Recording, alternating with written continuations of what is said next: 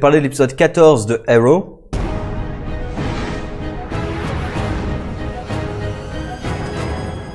Alors j'ai pas encore rattrapé les suivants, mais je voulais parler de celui-ci en premier, puisqu'il me semble que les suivants sont pas trop liés à Dante.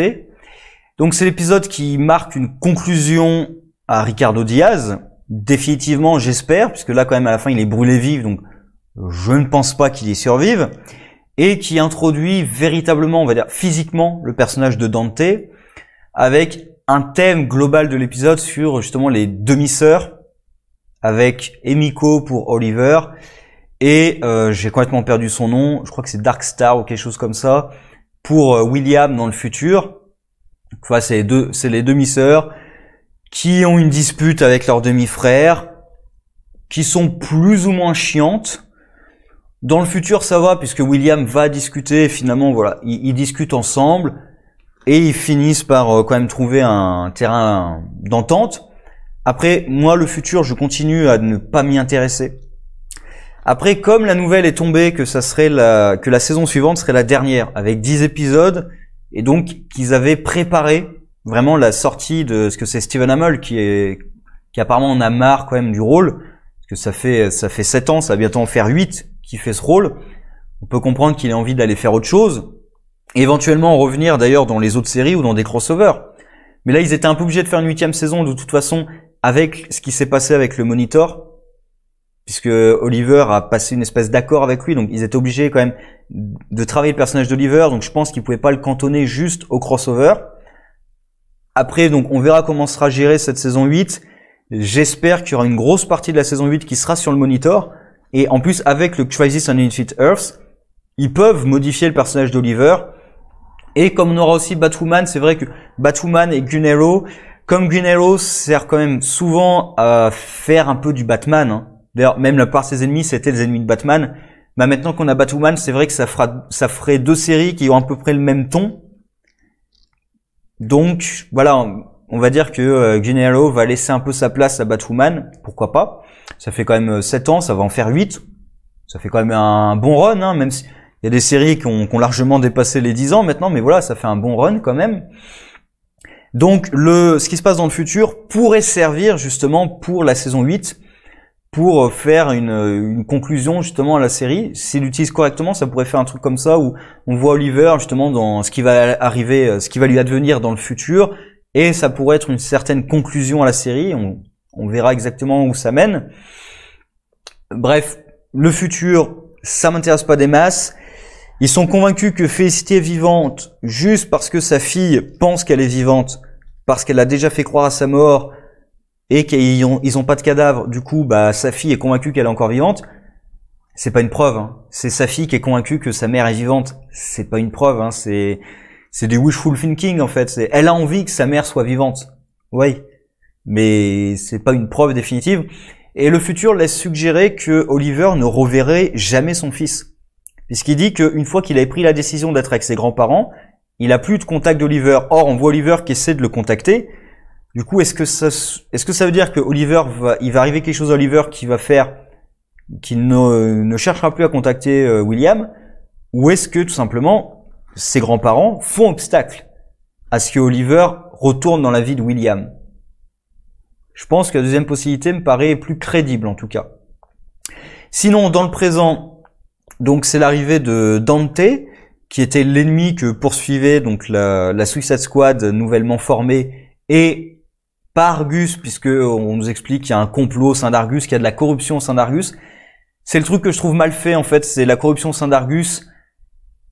Je l'ai pas senti, en fait. Tout ce côté de il faut travailler en secret parce que il y a des yeux et des oreilles de partout, je l'ai vraiment pas ressenti.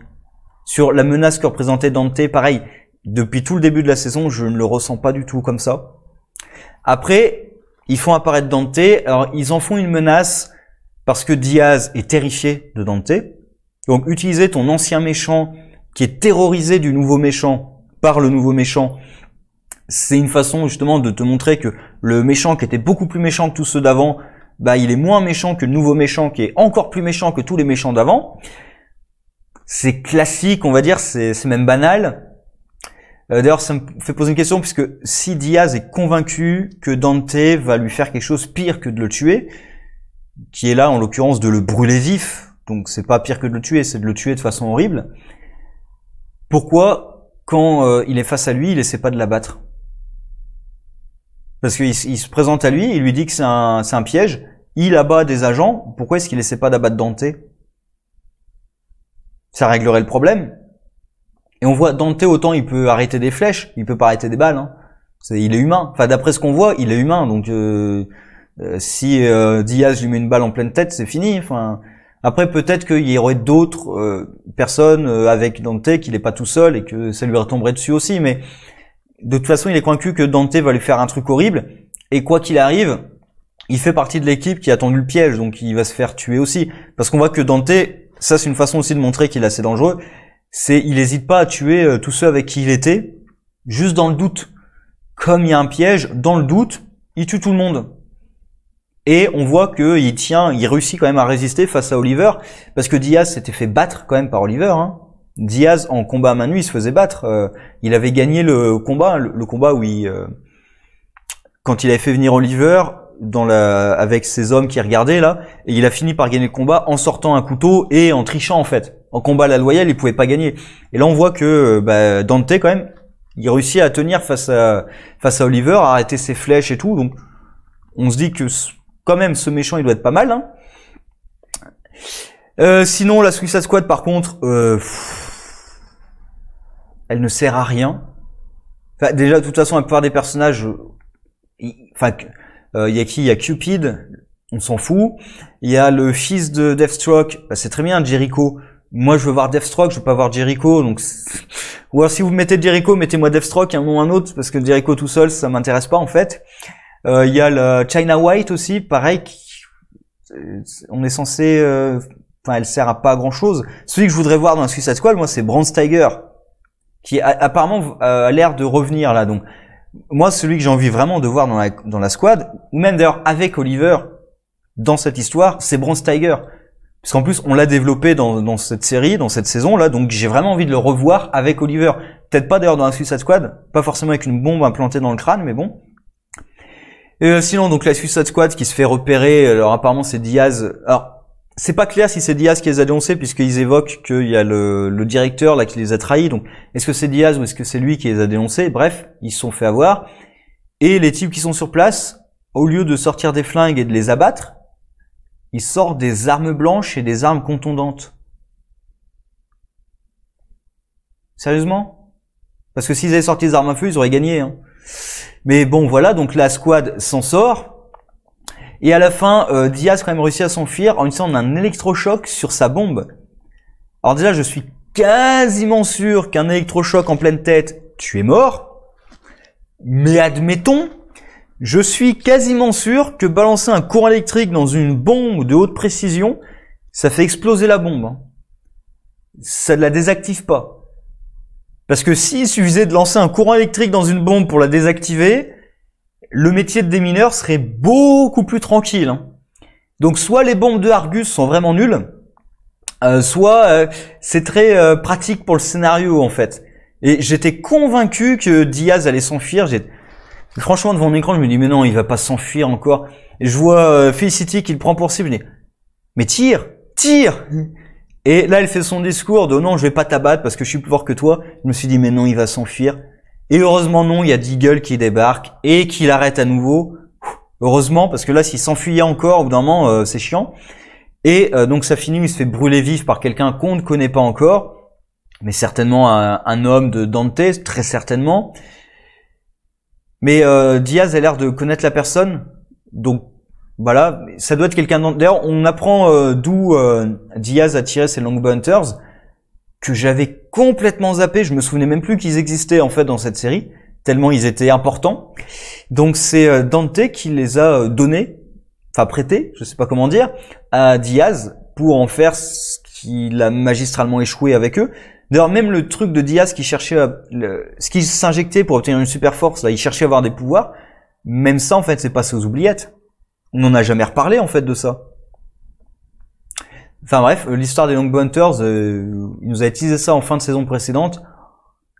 Ça a été hachement utile dans cette saison là, franchement. Et oui, sinon je parlais de Felicity, oui, il y a l'arc de Felicity. Alors, je suis plutôt content que Deagle ait révélé la vérité avant qu'elle l'éclate d'elle-même et que du coup Oliver prend ça de façon très stoïque.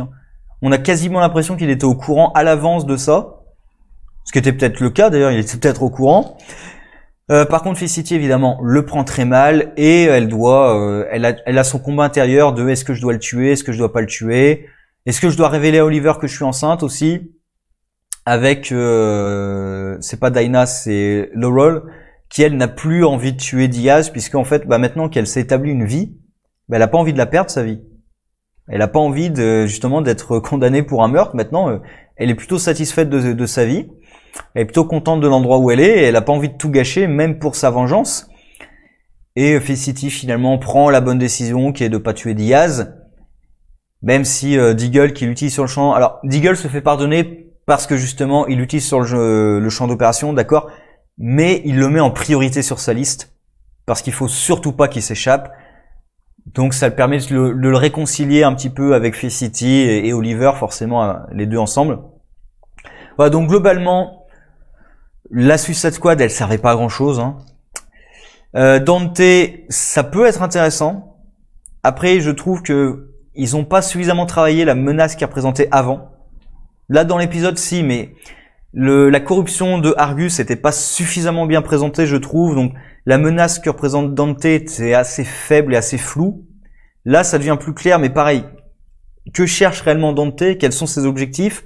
Pourquoi est-ce que c'est si important que ça de l'arrêter? C'est pas exactement clair. Oui, c'est un criminel, d'accord, mais qu'est-ce qui fait particulièrement que ça va être important de l'arrêter? Et la grosse révélation de l'épisode, c'est que Emiko, qui a eu des embrouilles avec Oliver, bon voilà, moi les relations conflictuelles comme ça, c'est un peu pénible, alors que juste les personnages peuvent parler, mais non, il faut qu'ils entrent en conflit, c'est un peu pénible. En plus, c'est le conflit. Alors, Oliver se serait comporté comme sa sœur au début de sa mission, je pense. C'est le conflit de c'est mon truc, c'est moi qui vais gérer. Alors que Oliver, maintenant, c'est les autorités, Oliver. Au sens propre, c'est la police. Il est diligenté par la police.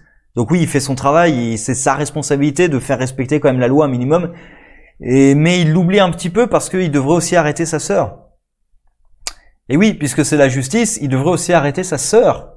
Pas seulement les hommes, mais finalement, ce qu'elle se plaint des méthodes d'Oliver, mais elles marchent, les méthodes. C'est ça le truc, c'est que si les méthodes d'Oliver ne marchaient pas, peut-être, mais elles marchent. Donc, et puis de toute façon, quand tu as un nouveau héros qui débarque dans la ville d'un héros qui est déjà installé, t'as toujours le conflit du héros qui est installé, qui dit au nouveau qu'il n'a pas le droit d'utiliser ça, que c'est sa ville, que c'est lui qui va gérer les trucs. C'est le conflit un peu classique, là, et c'est rajouté parce que c'est la demi-sœur. Bref.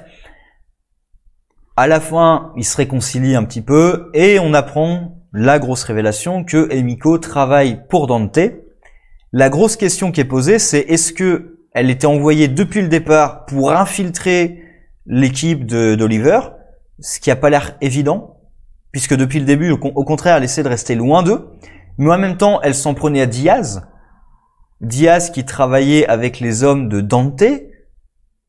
Donc je pense, on verra, mais je pense quand même que c'est plutôt que Dante l'a laissé partir parce que elle voulait trouver l'assassin de sa mère, en effet, et que du coup, elle est venue là de sa propre initiative, mais que maintenant que Dante est poursuivi notamment par Oliver, il voit une opportunité là à saisir. Je pense que c'est vraiment juste une opportunité à saisir et qu'il va utiliser Emiko parce qu'il s'avère qu'elle a des liens avec Oliver, mais je pense pas qu'il l'ait envoyé là à l'avance pour infiltrer le groupe. Parce que sinon, ce qu'a fait Emiko, sinon, ça serait pas cohérent, en fait. D'essayer de les garder à distance et tout. Ou alors, c'est vraiment de la psychologie inversée de, si je les garde à distance, ils vont se rapprocher de moi. Mais j'y crois pas trop. Et comme Dante travaille beaucoup avec le feu, de toute façon, Dante, on a l'image de l'enfer de Dante. Même s'il a écrit aussi le purgatoire et le paradis. L'image qu'on garde, c'est souvent l'enfer de Dante. Donc, il y a beaucoup le feu qui intervient. Diaz qui est brûlé vif. Et comme on apprend que la mère d'Emiko a été tuée dans un incendie, il y a eu un incendie et en plus elle a été abattue pendant l'incendie, je me demande si Dante serait pas derrière tout ça et le retournement, ça serait qu'elle va la prendre et finalement il va se ranger du côté d'Oliver contre Dante. Je vois un truc un peu comme ça venir. Ça serait un peu trop basique, un peu trop simple, donc j'espère pas. Ça serait le truc vraiment obvious. J'espère qu'ils vont pas le faire, mais et Dante, s'il l'utilise bien, ça peut faire un très bon méchant de fin de saison, voire peut-être de la saison suivante. Ils sont pas obligés de l'arrêter. Donc on verra exactement comment ça se déroule, mais je pense que Dante a du potentiel, qui a été un peu gâché puisqu'il n'a pas été suffisamment bien préparé avant son arrivée, mais ça peut être utilisé correctement, ça peut donner du bon. Sur ce, au revoir.